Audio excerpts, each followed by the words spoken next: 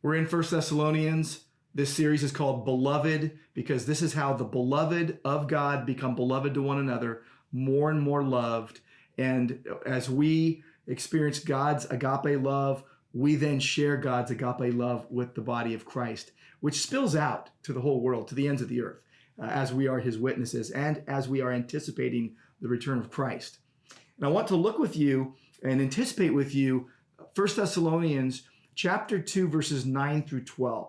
Paul had just said, we were just like a nursing mother with you. You were so dear to us. You are so beloved to us.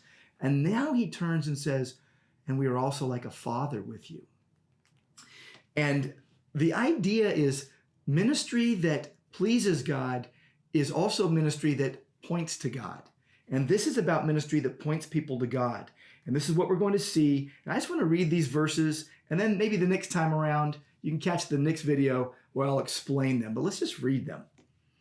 For you remember, brothers, our labor and toil, we worked night and day that we might not be a burden to any of you, while we proclaim to you the gospel of God. You are witnesses, and God also, how holy and righteous and blameless was our conduct toward you believers.